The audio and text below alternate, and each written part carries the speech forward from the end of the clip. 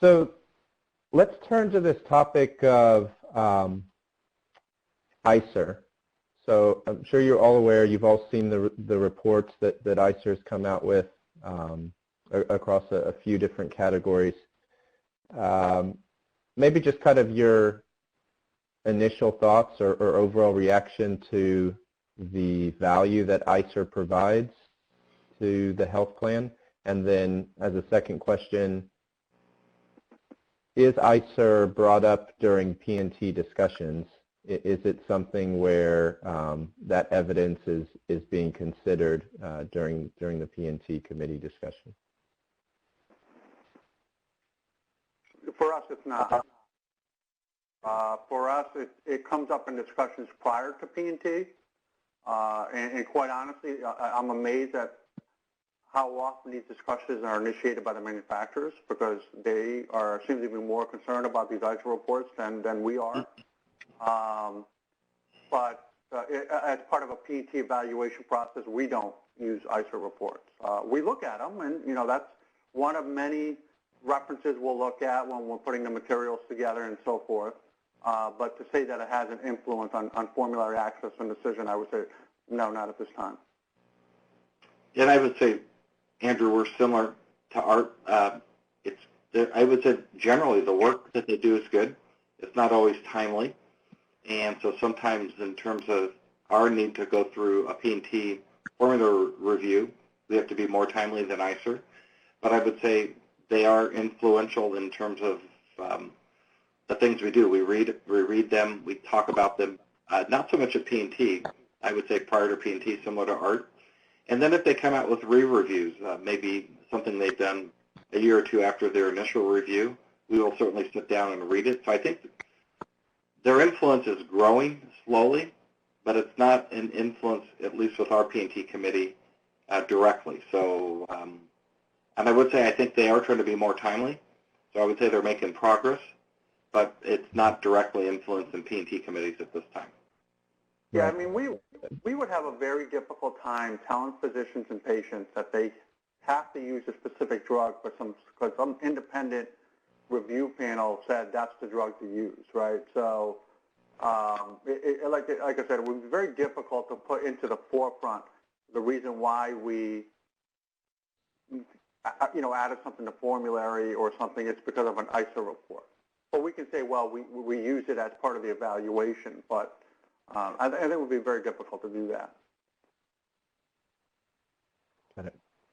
So Donald, as the understood, and I think it's noted that, to your point, the review is not always timely to kind of help inform the P&T decision. But when that yearly kind of category re-review comes around, where that report then would have been published, I mean, are you looking at it on the kind of backside of things, where it may be for a re-review of the category at a later date? Yeah, so that's more in line with how we use those reports.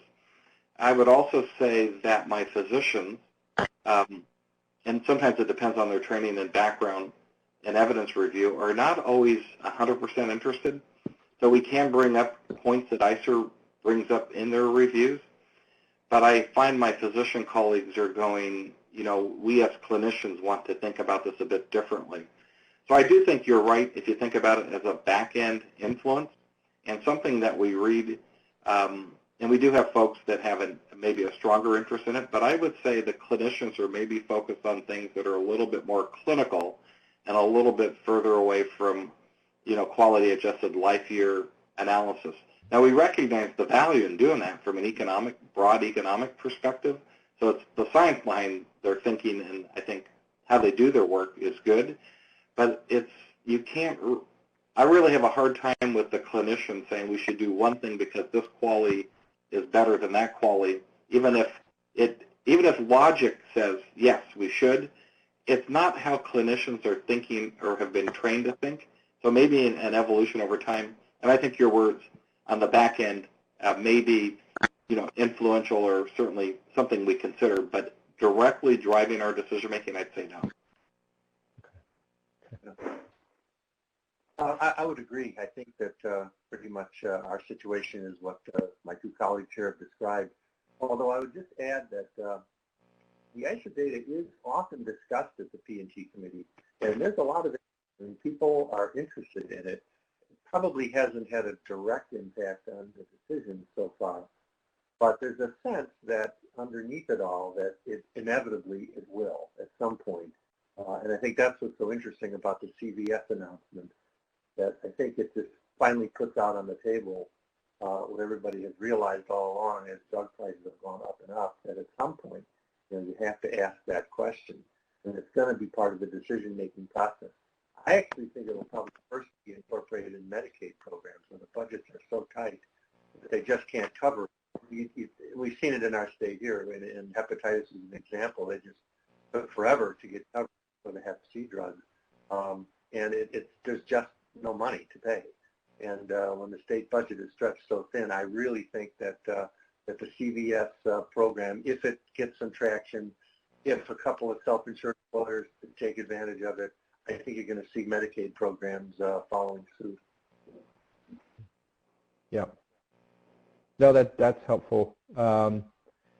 Yeah, I mean, Art, maybe to you, the CVS example where they're possibly going to have non-coverage decisions based on the cost per QALY. Just how do you think that's going to go over? Do you think that they're going to be able? Do you think we're going to be talking about this 5 years from now, or do you think that this is just more of a kind of pushing this out there? And I guess my question is, are they using ICER or are they doing their own? Right? Are they doing their own evaluation or are they using ICER's evaluation? I can imagine they're probably doing their themselves. So the question is, what if they're doing it themselves, what are they using or what's going into that model to determine? Because I can't imagine that's the only thing that's dictating whether something's going to get covered.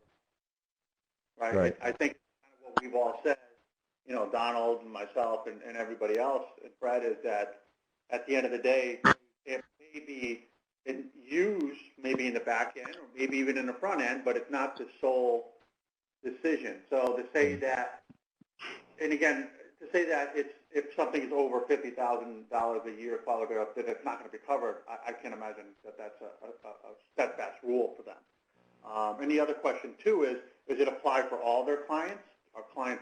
Are they allowed to opt in, opt out? Yeah. So I don't know enough about it.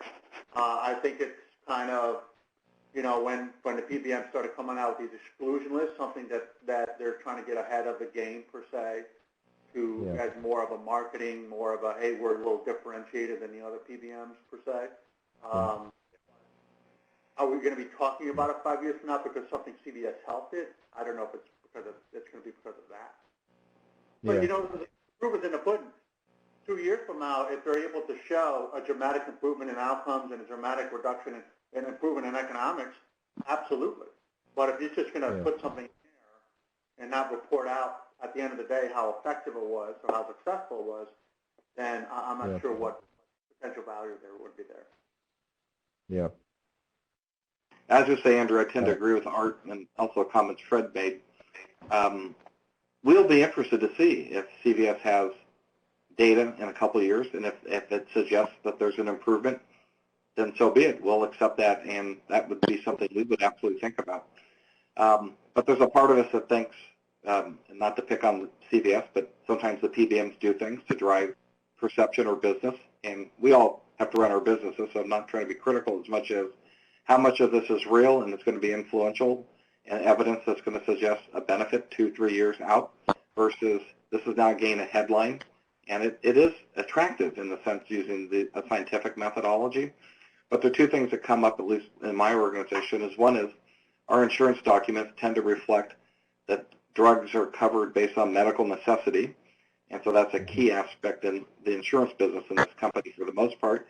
And then we also have clinicians who take care of patients, and a lot of that decision-making, we want our P&T committee to have a robust discussion. It's not just a pure QALY decision. Below this is good, above this is bad, or vice versa. So I think we're open to learning if something good happens, but we're going to want to see that, and maybe 2 or 3 years from now, we'll say, you know what, we really they have good evidence, we really need to adopt a similar strategy. But we're probably going to be folks that watch and maybe react based on evidence, but not adopt quickly. Right. It's the same thing with these value-based, risk-based contracting that we hear about now, right? There was an initial wave with drugs like, what was it, Januvia and stuff like that. And, you know, I never heard anything about those. You know, we heard about, oh, that's the next thing in drug manufacturer contracting. But I don't know, do you hear anything positive about any of those initial things? I mean, I heard the money that was put into it offset the money that was gained, so it was a wash. What's the point of doing it? I know there's a new wave coming down, but, you know, these risk-based sharing things for CAR-Ts and Luxturna, yeah, if somebody reports out, publishes something and says they were effective, they improved outcomes, they reduced costs, then, yeah, I think we're going to take a much more closer look at it. But just to say, hey, you know, we're going to do things based on the quality of life it's adjusted, and if we don't hear anything after a year or two, I'm not sure that, I think it's probably more of a marketing tool than it is a game changer. Got it. Okay. And just last question here is, you know, Donald is certainly close to his physicians, being the fact that IDN and they're all in-house, so the physicians have a lot of say and pull in terms of the decision making. So I guess for all of you, it sounds like, Donald, you've already had kind of experience trying to convey the definition and the value of a cost per QALY. You know, even if this does gain traction, just thoughts about how much you would roll that out or kind of convey some of that information to your physician network, or is it more just something that you keep in-house? Yeah, so from a physician network perspective, I haven't thought about going broader. Now, P&T committee members and medical directors and others that are deeply involved in this type of decision-making, they're educated to know this, or we're willing to educate them and bring them along. But with the typical physician, in my experience, again, very bright, but they're focused on the clinical aspects, they're focused on their patients, and a QALY to them, for the most part, is just an abstract notion that may make sense scientifically or financially, but is not something that they think about in terms of influence. So I do think from a P&T committee perspective and key physician leadership perspective, these are important issues for us to discuss. And it's kind of similar in a way, a different topic, but we've spent a lot of time over the past decade educating our physicians and physician leaders about biosimilars and the FDA approval process and those concepts, so that as we start to deal with these issues, they're educated and comfortable with the background material and the concepts. But I would say our focus with ICER has been with the P&T committee and medical directors that have more direct responsibility. And quite frankly, if I try to talk to a departmental meeting of physician specialists, the endocrinologists or the pediatricians, if I brought up QALYs, I mean, either they'd ask me to leave or their eyes would gloss over, because they want to deal with real life issues in terms of drugs in use and appropriate use. And the QALYs just don't get down to, I think, to the average working class doctor at this point in time.